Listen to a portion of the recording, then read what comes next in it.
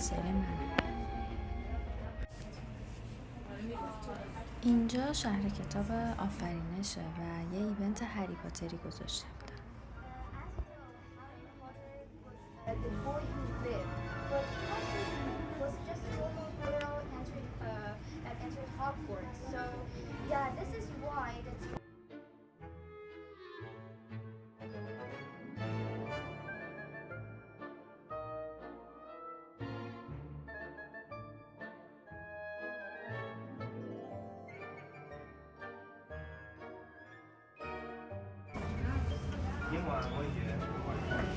چند از آدمایی که اونجا دیدم از باندای من قبلا تهیه کرده بودم و خیلی حسی جالبی بود که می‌دیدمشون.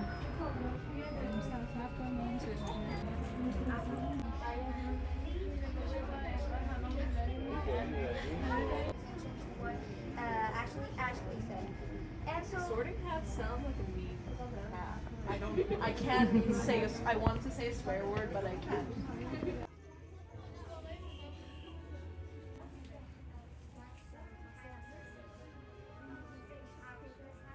بچه‌ها خیلی هیجان زده می‌شدن و دوست داشتن عکس بگیرن. خب اینم که من.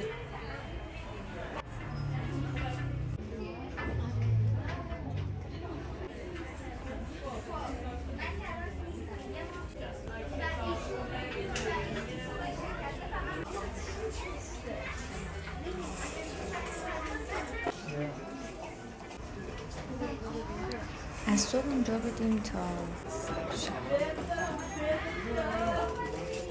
خیلی گرم بود، اما من زیر میزم یواشکی بستنی توت فرنگی داشتم که هر از گاهی می‌خوردم.